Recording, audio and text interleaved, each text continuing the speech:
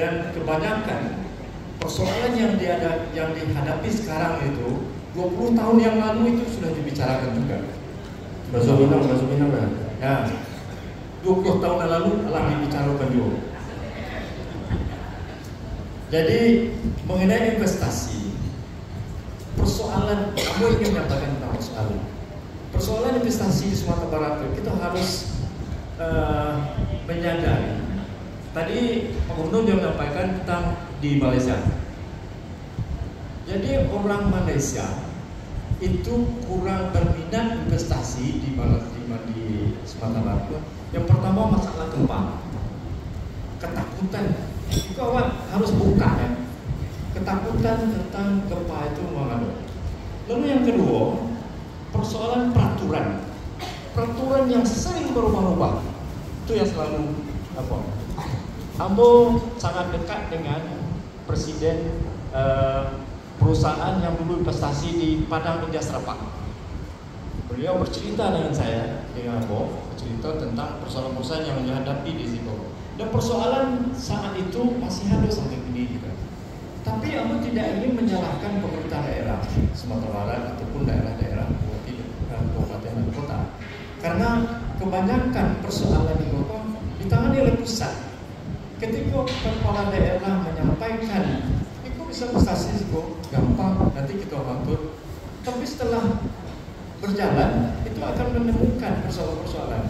Pertanyaannya, bagaimana caranya menyiasati supaya awak di daerah itu bisa melalui persoalan itu antara daya tahan dari pusat itu dengan aturan-aturan yang ada di Sumatera Barat.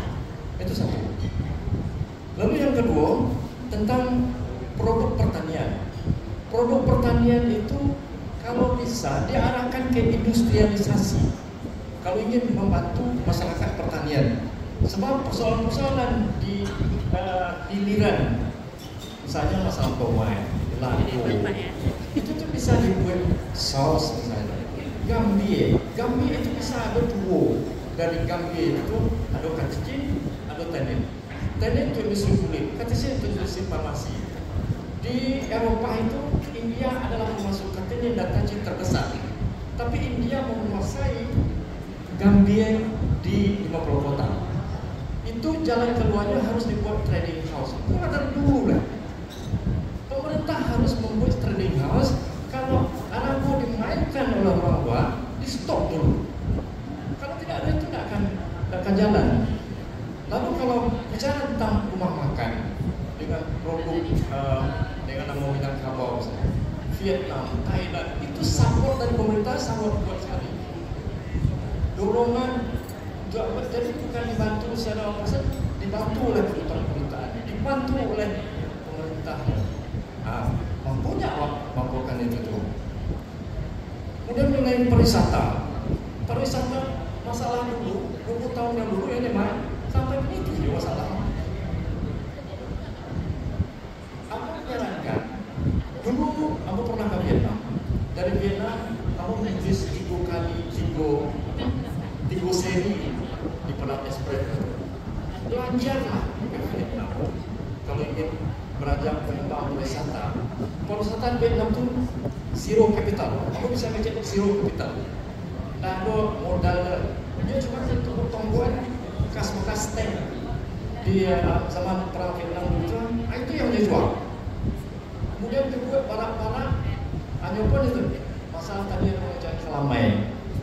Di Vietnam itu kelamai yang dijual orang membuat sama dengan kelamai yang diproduksi orang di situ. Tapi yang proses kelamai itu jual. Kemudian foto-foto orang barat di situ. Keluar nanti tak ada seorang pun yang nak menjejak. Tinggal peti di situ dolar.